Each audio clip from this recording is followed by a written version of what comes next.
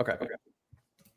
Welcome back to Spitballin Cards. In today's video, we're talking all about Hall of Famers. We did this last episode, and we went longer than we anticipated, so we wanted a part two. As these other guys, we're saying there's usually 25 Hall of Famers in every Major League Baseball season.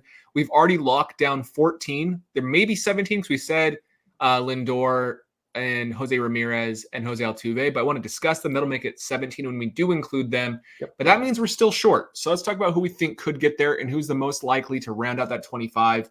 If we forget anybody, it's probably not malicious. It's probably just us three being stupid. So let's be fully transparent there.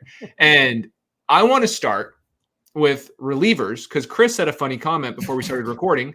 And I personally feel like, not because I would vote for them, and I'll make that clear, and you two hate relievers, Kenley Jansen and Craig Kimbrell are going to be Hall of Famers. They are going to be Hall of Famers. Hate's a little strong, Scott. I mean, thinking Chris, of them as Chris Hall of hates Famers.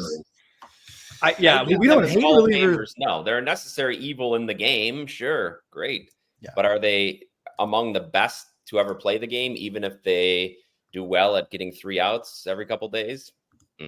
No, Kenley Jansen should have to pay admission to get in the Hall of Fame, just like anybody else. If he makes the Hall of Fame, I told Scott I will crap my pants. Like, I can't see it. It seems impossible to me.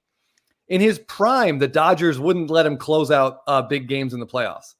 How on earth is this person a Hall of Famer? Because he got 3 outs, like Jeff said, 2 or 3 times a week for a while. No way. Absolutely. My response to Chris was, get ready to buy some diapers, because it's going to happen. It's going to happen. Let me show you something. Hey, he was a great catcher for the Netherlands, so I like that he could play multiple positions. If he had done that in the majors, then I could see some Hall of Fame. Relievers are becoming more vital in Major League Baseball. I understand that long relievers used to be a thing, so this isn't quite as important. And I want to point out one thing. I personally do not think Aroldis Chapman will get in. He's down here, and people are arguing Aroldis Chapman. I do not think he will get in. But right now, Craig Kimbrell and Kenley Jansen are 4th and 5th all-time in saves, and most likely they will pass Lee Smith, and they might get to 500 saves. And Craig Kimbrell this particular season is having a fantastic, better than, I guess last few games haven't been so nice to him, but a great year. He's having a great year. And so is Kenley Jansen. Look at that WAR. Look at that WAR, Scott. That's relievers, though. He's pitching 1 game. Exactly. That's exactly. I feel like we're saying the same thing. Exactly. Yes, you're so close to getting it, Scott. You're so close. It's so funny because you guys are like, war's not everything, but until it fits your narrative and you say it. Right? I mean, we only use it. We only even talking about it because I know you love WAR. I don't get it. I mean, I'm not saying relievers aren't important. Like, you are, though. No. They matter in the history of baseball, because this they have to be in the Hall of Fame. They just don't. What is the Hall of Fame for? The best players. Highlight the best players of their era. So are we saying relievers just aren't important? I'm not saying important and best are 2 different things. Yeah, they are the best at that position in the history of the sport. How is that not Hall of Fame worthy?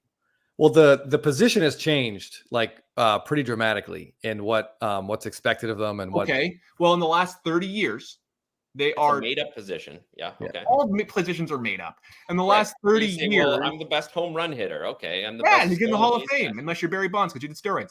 But in the last 30 years, they are the best at what they do at an important, vital position that people pay big money for. So we can't just say it. It's like, hey, I don't like. I understand your argument because they're highly paid. They should be in the Hall of Fame. Oh my! Out of all I said, that's what you picked up on. You help us out here. Help us out, viewers. You are just contrarian. But no, it's one of those things. They're both probably just as good as Trevor Hoffman. I'm sorry, they are. Okay. So they will get in the Hall of Fame. Yes. I don't even think either are slam dunk. That just means Hoffman shouldn't be in the Hall of Fame. Minded about it. It blows my mind. Yeah, we actually agree that they're about as good as Trevor Hoffman. I would actually say that at least Kimbrell in his prime was better than Trevor Hoffman. But I wouldn't have put Trevor Hoffman in the Hall of Fame either. He just stuck around for a long time. Yeah, he just kept getting intro music. Guys, that's how the Hall of Fame works, unfortunately. If you stick around a long time at an above average level, you get to the Hall of Fame. It's hard to do. It's the only position. It's really, and I know we could argue like center field versus left field. You could argue it for a lot of positions, but really, relief pitcher is the only position that a player plays because they were not good enough to start games. Like they're Bingo. not good enough to do the That's more true. important position. You could say that you know how many failed shortstops there are in Major League Baseball? They're all failed shortstops. They're all drafted as shortstops and get moved to second base. So they're failed. They're failed. Like it's the same argument. No, I it's not the same argument at all. These guys are only able to get batters out in like these little bursts. And I feel like it devalues someone like Dave Stewart, for example. I'm just pulling a starter out of my rear end here. That started games and had a really, really good career. It was lights out in the playoffs, but zero Hall of Fame love. And he is significantly better, a more talented pitcher than everyone on that screen. Maybe Rivera. Dave Stewart was great. You don't think if they said Dave Stewart, all you need to do is get 3 outs 3 times a week, that he would have been able to do that? I don't know. John Smoltz said his goal as a closer because he played so much better, so he was able to start. All I know, when Smoltz became a closer, he said his goal for the season should be 0 runs because he's only getting 3 outs at a time, and it shouldn't be that hard. And Smoltz said that being a closer was incredibly difficult. It was stressful on his arm for sure, warming up. Stressful on everything. I honestly though, I don't really care if these guys get in. I am not going to bat for them. Are you buying their cards? No, that's what I'm saying. Like I do not care if they get in or not. But I think you guys need to get with the times a bit here. This is modern baseball. We're not in the 80s or anymore. Like this is a thing. No, there's some guys on that whose pictures are shown, like Dennis Eckersley, Jeff Reardon, Raleigh Fingers, who pitched a lot of innings. Most of them pitched twice as many innings as anybody else on here, even in relief. Billy Wagner is going to get in this year, the Hall of Fame.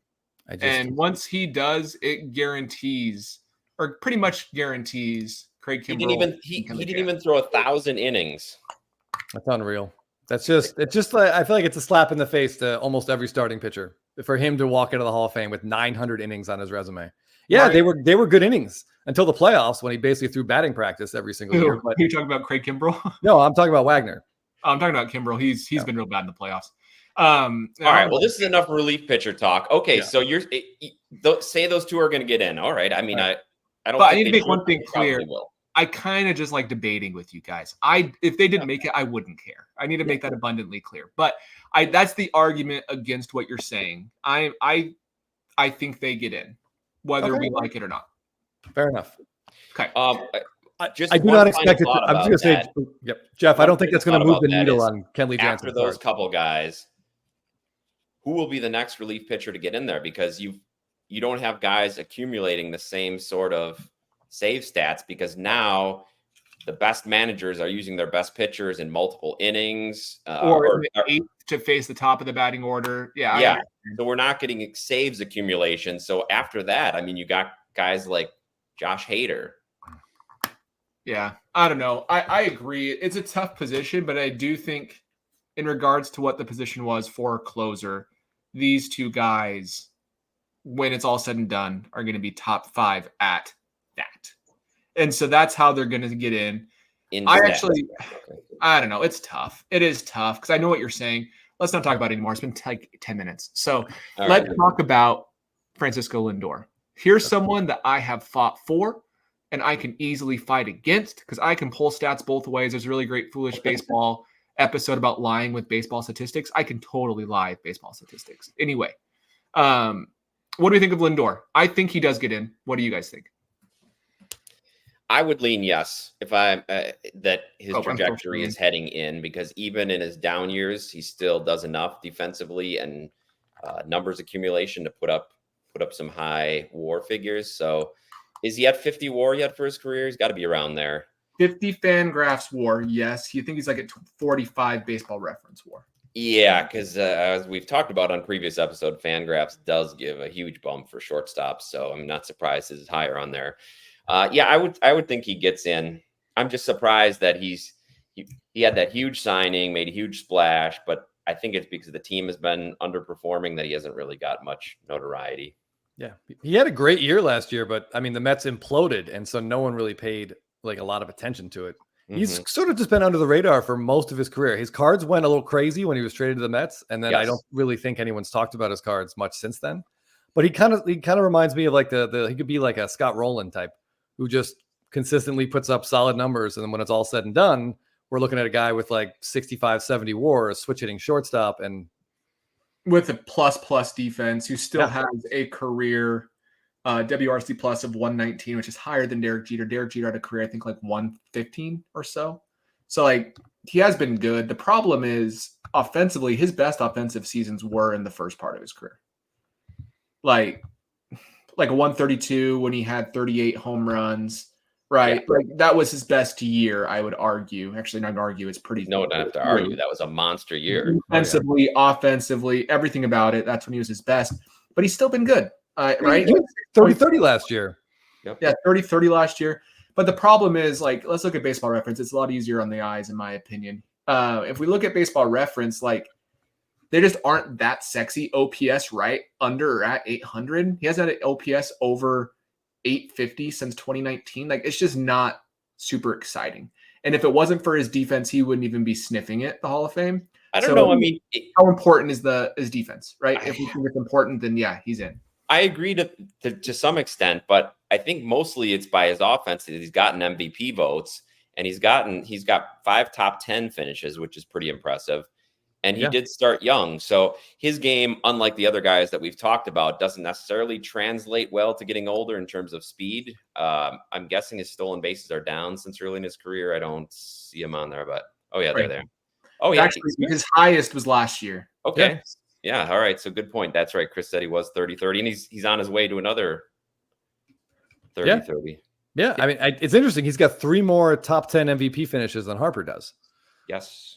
Yeah. I know that's very nitpicky, but that's health. He's not really ever been injured, like ever in his career. No. It's health, which is so important for accumulating stats and awards. Surprisingly, he's only won 2 Gold Gloves, which blows my mind. He's only won 2 Gold Gloves because he's great defensively. But and they were early too in his career, right? They were. But since his age 26 season, he has an OPS of 777, 116 OPS plus. So, like, I don't think the 30-30 helped last year. Yeah, is this the most hollow 30-30 seasons we've seen? Because that's a pretty low. Well, the increased stolen bases are easier than ever, and there's no argument against that. That's true. That's true. We saw a lot of 30-30s last year. Julio had one, Witt had one, Francisco Lindor had one. I see his doubles are down. He's not hitting in the maybe this year he'll be back up into the 40s. He's got 26 already. Yeah, so he'll get in. I think it's really he's 30 years old. That's what blows my mind. Debuted at age 21, was good from the start. He'll get in. And I mean, let's remember he is a shortstop. So I mean, his OPS is going to be was under 800 for a while, but I mean, he's a shortstop. So, like, the expectations, the offense isn't as important. Switching. Yeah, and we saw the OPS plus. Yeah. Mm-hmm. Yeah. And so, like I said, I'm kind of saying the negative stuff because you guys are being positive. I could come back with positive stats all day about Lindor too. Yeah. No, I think he gets in, but I'm interested, Scott, what you think about Altuve, just because is there a way that he doesn't make the Hall of Fame? Because he's over 60 WAR now. And I think the biggest thing against him is that MVP award, which wasn't great, but mostly the World Series. So, yeah. So Altuve is not over 60 WAR yet, I don't believe. Baseball Reference, he's got to be, but maybe Fangraphs now. No, he's at 52 Baseball Reference. He's at 56.7 Fangraphs. But with Altuve, it's interesting. I think he's easily a Hall of Famer. I know people are going to get mad. And I had someone even say they turned my video off, and I said that last time. Like, guys, come on. Let's explain our thought process, not just turn off the video because I said that. If Carlos Beltran gets in the Hall of Fame, and he's going to, he was the ringleader of the Astro cheating scandal. It makes the decision on Lindor easy for him to get in my opinion. Where was Beltran on the voting? He had like above 60% heading into the final day. It's probably above 50. He'll get in. He's on his second ballot. I think some people are just punishing him. Yeah, there is a 0% chance that he does not get in. Wait, yeah, and I imagine Altuve will be similarly punished. Like, a lot of people won't put him on the first ballot. Yeah, but he'll get in.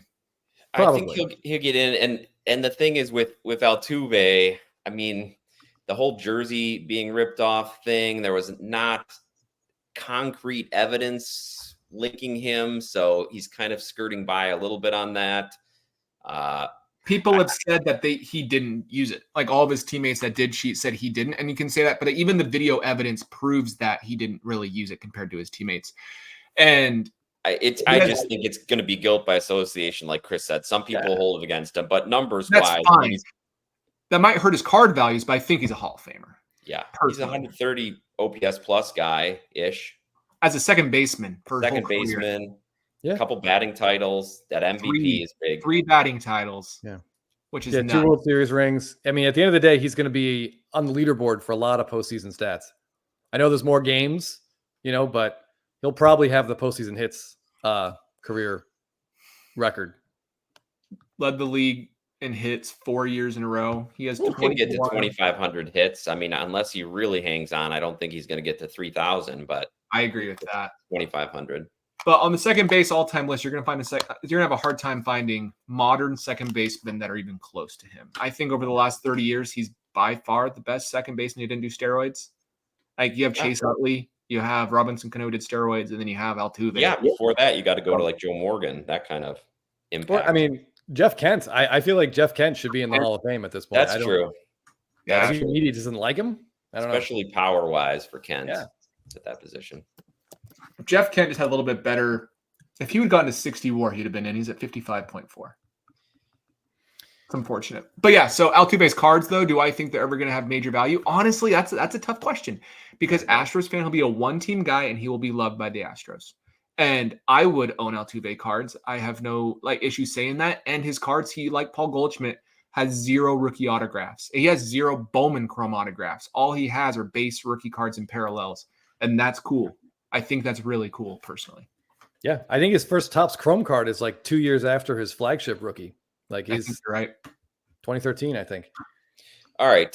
So is Arenado already on the list, or was he up for discussion? Yeah, we said him. I think we're all going to talk about how he's slowing down, but he'll be there with the accolades. We already have him on there. Yeah, he's got all the Gold Gloves. He's probably. So, If Roland is how in, many are we Arenado's at in. then? We're at 17. So hold on, let's see. The relievers. 19. We can talk about Jose Ramirez and how good he's been. Okay. That's a we big have not one. gotten him yet. Yep. So I made a video on actually this exact type of topic with a lot less debate on relievers. It was just you. That was a tough first 10 minutes. Maybe we cut this video, put that at the end. But with that said, I made a video in 2021 in July talking about Hall of Famers and the odds of making the Hall of Fame.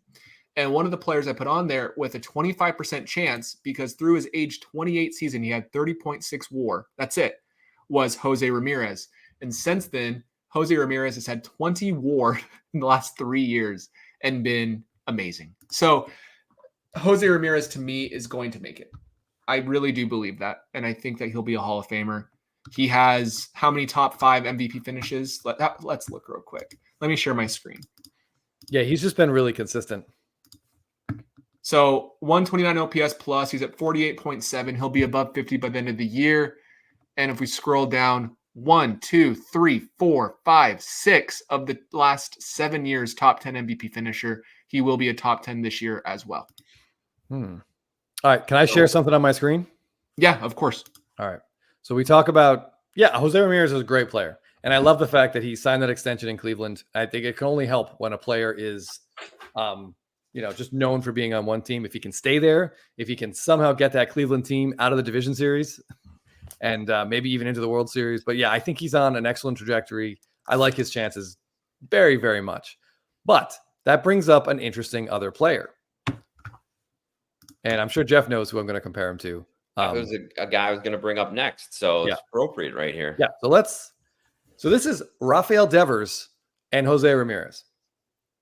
Okay. And there's a lot of black on the Devers side of this. Jose Ramirez will win WAR. That's not going to be Devers' strong suit because Jose Ramirez has defense. He's a better base runner. Blah, blah, blah. I shouldn't yada yada those things because those are important. Let's just ignore half of baseball. Yeah, that's not a big deal. But when it comes to hitting, Devers is by far the better hitter. I mean, right. 128 versus 123, 863 versus 840. He's better, but it's not like it's like he is. Yeah, but also, are you ready for this? Devers is 4 years younger than Jose Ramirez. Fine. But I get that. But you are taking out base running and defense where Devers is terrible. He's terrible. Well, Jose Ramirez is plus on both of those things. Right. But I'm looking at the Red Sox guy. If you look at those numbers and his age, he's got a shot at some real nice shiny ground numbers. I can agree with that. I do agree with that. And Devers, he started how old was he? He was pretty young, wasn't he? Yeah, he was real. I think he started like 19 or 20. So did Yeah, Ramirez. 20 was his season. So yeah, I mean this chart is an age adjusted chart, right? So it's J Ram's first 8 years as well. So But J Ram's first 3 years, he was a utility replacement player who didn't get all playing time. You should compare it to his first actual playing years. I know. I just want to see like the beginning, where we were after, at this point in their careers. Okay, do 2016. That was his first full season. The first 3 years before that, he was a utility guy. He went up and down between AAA. I don't know how to do that. If you want to pull that up, go ahead. Because I'm just saying, guy like Devers didn't have a full season his first year either. But we can do both. This goes to what you were just saying is when you made your last video, he was at like 30 WAR, and now he's at like 50. So Ramirez has had 3 monster seasons since then. So Devers needs to have a couple like that in order to keep pace. Yeah, and he's still younger than Jose Ramirez was when Jose Ramirez hit his stride. How old is Devers? This is his age 27 season. Okay, so I'll do Jose Ramirez, age 23 to age 27. And Devers had his first full year at age 21. So I will do age 21. So I think 2019. 16, 17, 18, 19, 20. I mean, it was a partial year in 2018. Yeah. Still had some huge postseason moments, though. Yeah. Okay. This is going to be a lot more. Let me clear my screen. Yeah, go ahead. I think Devers, Devers is more of a throwback, right? He got his 1,000th hit this year. So he's at 1,000 hits in his age 27 season. He's going to get his 200th home run, right? He's like, he's I think 4 or 5 away. Yeah. So that's going to be really impressive. So that's going to add up, and he's going to have some big numbers, like Chris said, because of his lack of base running prowess and defense, like J-Ram has. He's not as well rounded, so he's not going to be. He's not going to have the WAR numbers or some of the other peripheral numbers. But he's going to have those big hitting numbers. Yeah, the counting stats. Here is since Devers debuted, though, guys, to put into perspective how much better Ramirez has been the last few years. Yeah, I mean, hold on, let me get a look in here. Yeah, I mean, the home runs are Devers got more hits, more homers, RBIs. I mean, real close. But I'm just saying, like Jose Ramirez also is elite. He has 220 stolen bases as a third baseman, switch hits. Yeah. I'm saying, right now Ramirez is way out in front, and I think Ramirez is a much better, better trajectory for the Hall of Fame. But Devers should not be.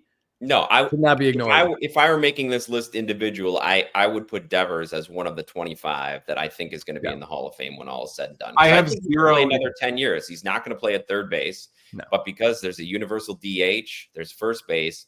He's going to play there, and he's not going to get a huge WAR bump. He's not going to maybe he'll end his career with 50 WAR, maybe, but he could get 3,000 hits. Yep, 3,000 hits and 500 home runs, which would, barring physical catastrophe. I own 0 Devers cards. All you guys own quite a bit, and that's fair. I think that what you're saying is totally possible. But we could have said that about a lot of guys over the course of Major League Baseball history. Oh, sure. So maybe, but there's not a lot of guys who have 1,000 hits by their age. That's true, and that's fair. There's just some things like this is his first, I guess his second full season with an OPS over 900. Yep. So this is who he is now. Like, yeah, this guy's great. He's really good. Yeah. I don't know. I mean, he hits a lot of doubles. His OPS seems to be trending up for the most part. Yeah. His OPS plus. So he'd be one of my if we're picking 25 players, you're going to have some guys on the periphery. There's not going to be guarantees. So I'm going to take some shots. How many do we have? Okay, hold on. We're going to. All right. Are we counting the 2 relievers? We probably have to, right? Yeah, yes. They're going to begin whether we like it or not. Honestly, at this point.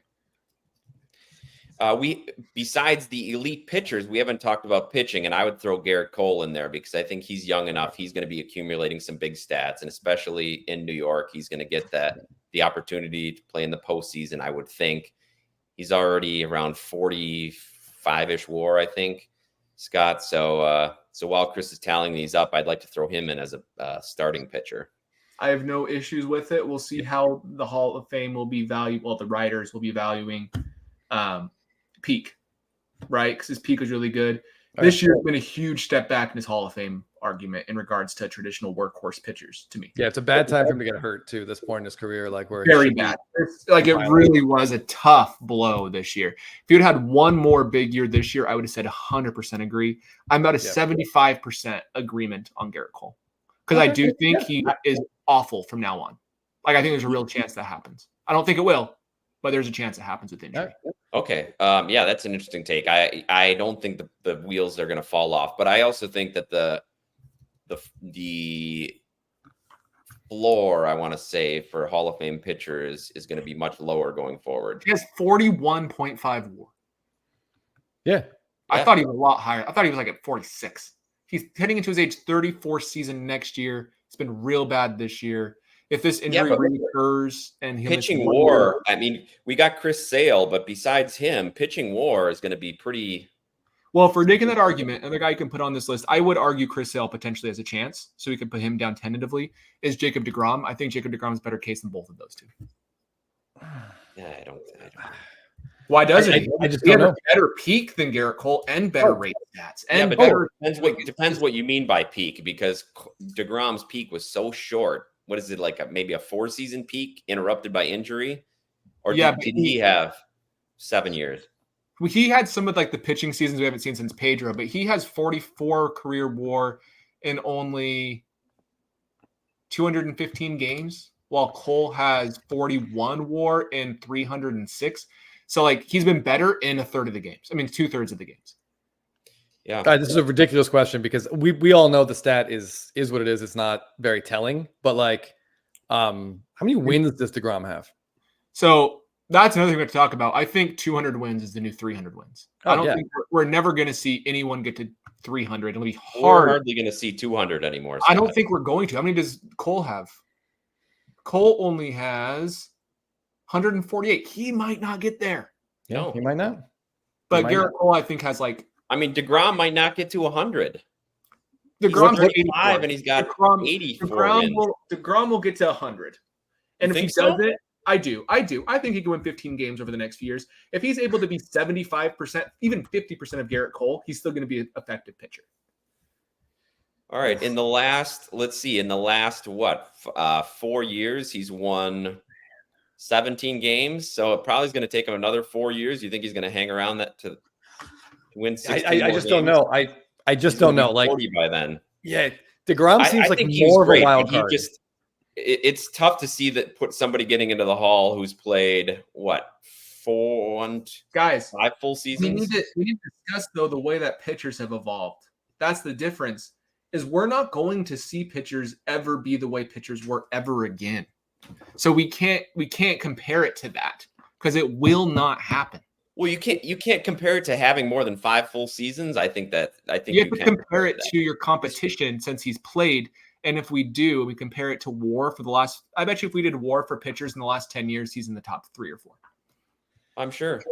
That's what I'm saying though. Like in his era, he's been dominant. It's tough. Like I'm just saying, if we're putting Garrett Cole on, I think there's an equal chance that we put on Jacob deGrom. I think deGrom has less of a chance. The last 2 years have been brutal, but if we're reaching for Sale and Cole, I think deGrom's going to have a real conversation. And there's been pitchers. It'd be nice to see deGrom have a little late career. If he could put together a healthy year or two, that would be awesome. Right? Like obviously he hasn't done it, but like after he comes back from this injury, like he's had hardly any innings on his arm because he's never pitched. Scott, he's had 4 years where he's pitched more than 30 games. I understand, but he still has better stats than Cole, is my argument, like in regards to like actual value provided. And so that's where it gets hard. Yeah, Scott, okay. If we're talking about value provided, how can we be talking about those relievers in the same sentence then? That's because these pitchers, they're the same position. We can compare starting pitchers to starting pitchers. They're apples to apples versus apples to oranges. But you're talking about how much value they're adding. At the same position, doing the same thing. I have a hard time with this Cole deGrom thing. Like Jacob deGrom when he was healthy was must watch baseball. But it's just I could be wrong. Jeff and I could be wrong here, but that sample size is just. Yeah, I mean, what about Lincecum? He was dominant for a couple of years. Oh, Lincecum's nowhere close to Garrett Cole. Not Garrett Cole, to Jacob deGrom. I don't know, man. Tim Lincecum, he only has 19.5 career WAR. He had like He's not even close to 3 rings, 2 Cy Young awards, a no-hitter. 3.74 versus a 2.5 ERA for their careers. Yeah, but are How we many talking innings? peak or careers? I don't know. I don't think we're going to see eye to eye on this one. I'm just saying if you guys are fully on board with Garrett Cole, Jacob deGrom has a pretty equal chance. That's all I'm saying. Okay. All right. Well, let me ask you this. Let's bring it back to baseball cards. If you had to spend $500 on a card of either player, would you rather buy a Garrett Cole or a Jacob deGrom? Right now, Jacob deGrom, because he's incredibly cheap and he has hardly any rookie cards. He has like 3 rookie autographs total. One of them is a Panini card. Like he has a real one heritage, he has a finest mystery, and then a 5-star or something stupid or supreme, something stupid. While deGrom has quite a few cards. He has a Bowman Chrome autograph. Jacob deGrom does not have a Bowman Chrome autograph. He has Bowman Chrome refractors. So, like, I think that if deGrom comes back and has one good year, his cards are going way up because he's going to be above 50 WAR. Okay. Well, they can't go much lower, but No. I just think They can. People are still like me speculating. And do I think he's a slam dunk Hall of Famer? No. And I'm not saying that. I'm just saying, like, he's I going don't to think be either of them are a slam dunk Hall of Famer. I just think that it's a slippery slope for a lot of Hall of Fame voters if they're going to vote for somebody who has had a great couple of years, even if it's transcendent. Because what about Sandy Koufax? Yeah, but he retired when he was 30, so he was already out. But his peak was dominant. He played a lot more games than Garrett Cole. I mean, sorry, Jacob deGrom. Sorry, right? deGrom has had four seasons over 24 games. That's it. Let me finish my thought process first. Okay. Right. So Sandy Koufax was amazing for his peak. And that's how he got in. He's one of the few older players that got in for peak, which is great.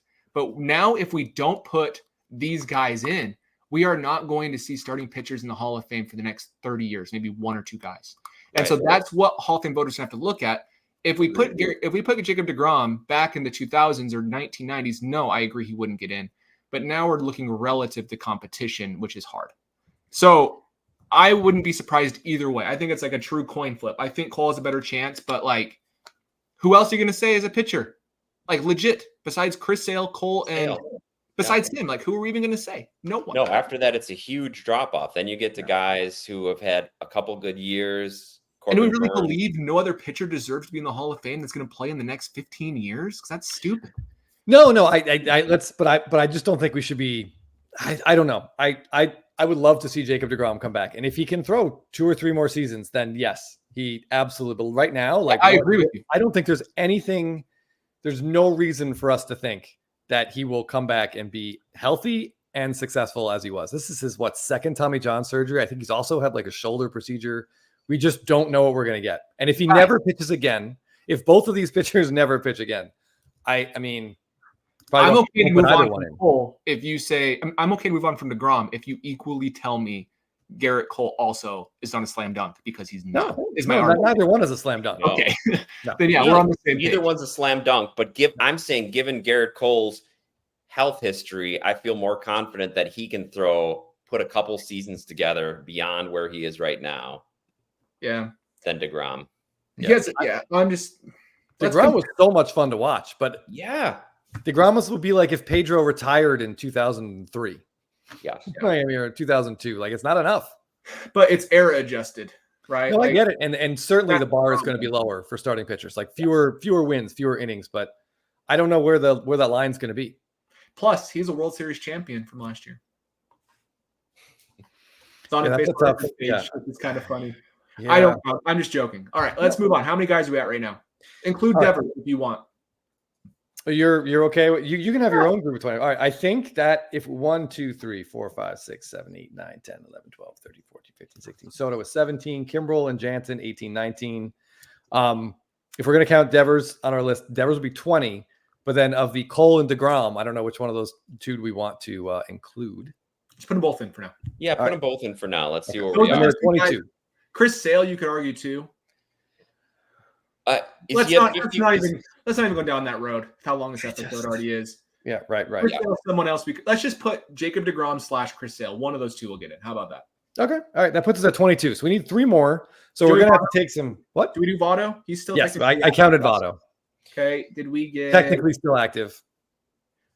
I have a few. Before I get in, like we have Ohtani already on there. We don't even talk about him. He's great. Oh yeah, we do have Ohtani on there. We don't need to talk about Ohtani. We all know how good Ohtani is. Let's talk about. Give me a moment. I mean, Gunnar has a great chance. I think Bobby Witt has a great chance. Those Yep. like the young guys, that's so early to say, but you could argue. Before we get into those, can I throw one more out of the old guard? What about Carlos Correa? I don't think he has it yet. I don't think he has it yet either. But is it? I mean, he started so young and was so good. Yeah, He's doing well again this year before he got hurt. How much does the World Series stain him? How much does his bouncing around stain him? I feel like there's still a chance he could get in. I'd put him at like a 25% chance. I would agree. Yeah, but 25% sounds about right. I would agree, but I'm not. I've speculated in Carlos Correa, and I've always sided on the Hall of Fame side because of his age with his performance. But he's getting older, and his performance hasn't been that great until this season in the last 4 years, 3 years. That's not true. He was great in 2022. I don't know. See, I can talk myself into or out of Correa real easily. It's so hard. But Well, the opposite of Correa would be someone like Corey Seager, who started later, will end up with much better offensive numbers, but doesn't have Correa's WAR, but does have 2 rings, 2 World Series MVPs, a pretty nice little legacy. When Seager's on the field, peak guys, peak rather than the full picture. Seager's got a good argument. Yep.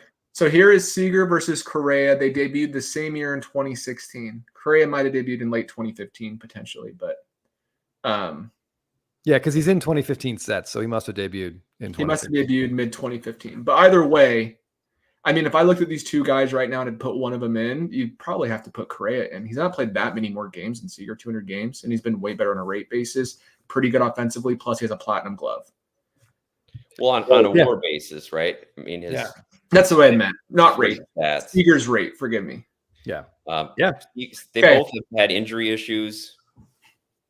Yeah, they both been good in the postseason. Seager's had 2 World Series MVPs. I think you could put Seager / Correa.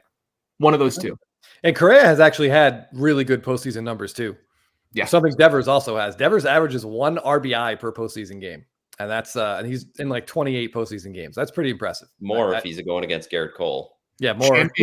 Championship win probability has Correa at 3.75. If we look at Seager, it'll be just as high because of his World Series heroics. But actually, he's been better than Seager with 14.3. So, like, Correa's had huge moments in the postseason. You know, it'd be fun to see one of these guys put together a huge, healthy 30s. Like, put together 4 or 5 years. That would be fun to see. One thing as well, Seager is older. No, he's about the same age. Correa is 1 year younger as well. Yeah, so they're both just getting their 30s. So you could see one of them. Somebody's going to have a good. Yeah, you could see Seager kind of taking the Ernie Banks route too, like moving off of shortstop, in his mid 30s, but just continuing to rake. Yeah, a good point. We lost Scotty. Oh, well. Sorry, my wife is checking in. So I just wanted to tell her. Okay, so if we're going to count one of those two, sure, that puts us at 23. So let's each just take a flyer. Take someone young that you believe in long term for the Hall of Fame. It's a shot in the dark because someone 25 and under, who knows what could happen. I'll go last because I don't have someone. Okay. Oh man, I've got a few to think about. Right. I'll throw mine out right now if you both want to think. I'll pick mine. I already said mine. Gunner's the guy I was thinking. Gunner's your guy? He's looking great. Gunner's my guy. Okay. I'm going Paul Skeens. I will take a flyer there. That's fair. What we're seeing is just really, really exciting. The dude has the build of someone who can continue. He's starting pretty young, so we pencil in at least 1 Tommy John surgery. Hey, I think if you're picking him as a flyer, you should get credit. You should get to say either Strider or Skeens. You should get one of those guys because one of them will stay healthy enough to pitch. I'm afraid to say the other one's name on the show, Jeff. Well, I don't want to say what more can you do to him? Yeah, that's a good point. All right. So we forgot about one guy we can discuss, which is Stanton, if he gets to 500 home runs, but I don't know if that's going to happen. Sorry, Jeff, keep going. All right. While Jeff is thinking, Scott, there are members of the 500 home run club not in the Hall of Fame. If Stanton trickles in, if he ends up with like 15, 18 home runs for the next 3 years, I can't imagine the Yankees continue to give him at bats, but let's say that they do, and he ends up with 502 home runs. If I'm a voter, I'm not putting him in. I'm just not. every clean player who has more than 500 home runs is in the Hall of Fame. I don't think that will stop with Stanton. Even if the writers don't put him in, we will see the Veterans Committee put him in my opinion. Yeah, eventually. I will say Stanton does have one of my personal favorite home runs of all time for Team USA in the World Baseball Classic in San Diego when he hit a ball that I think went through the brick wall on that building on left field. That was as I got really, really pumped up when he hit that home run. So I like him, but it's just how close is he to 500? Yeah. What's his total? 420, I think, is where he's at. He's 80 away. He's only at 420. Oh, I don't think he'll get there, but never mind. Then then you should do a Dave Kingman comparison. Because am I sharing my screen still? Sorry, yep. everybody. Well, I'm sorry, but yeah, he's got a bunch of years left on that contract, so he'll be given opportunities, but we know what's going to happen. He'll hit some home runs. He'll go on the IL. He'll hit some home runs again. So I'm sure I didn't realize he was 80 away. That's a long way to go. I'll go real fast. Trey Turner has a real chance. I think he's further away than Correa personally. I think he has a real chance. He's playing really good. Yeah. If we scroll down, who else do we talk about? Soto and Acuna. Yeah, we talked about them. Chris Bauer talked about him. One of these guys, I don't think one of these guys will get in personally, but if anybody does, probably Zach Wheeler. If I had to put and those three guys, I think that will largely depend on if the voters change what they're looking for. Like if someone like DeGrom gets in with 1,500 innings and really, really great rate stats, surely one of those three will hit 2,000 innings and have just great rate stats, but not really. Aaron Nola has a 3.71 career rate, and he hasn't declined yet. I just don't see it happening personally. No. I don't either, but he started so young. Burns doesn't have near the WAR. Before the season, I would have loved to say Jordan. I just don't think he can stay healthy. Like I kind of pictured him as an Ortiz type where he could just hit his way in, hit till he's 40. So if I'm taking a flyer, my flyer would be between him and Bobby Witt.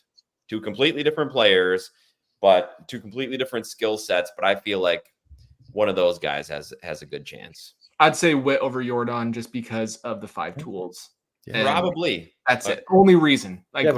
Anything can happen. We're talking this is 20 years down the road. Absolutely anything can happen. But the other guy, Adley Rutschman, he could be the generational catcher. Some catcher from this era has to get in. Maybe, but again, he started so late. He's got to be almost 30.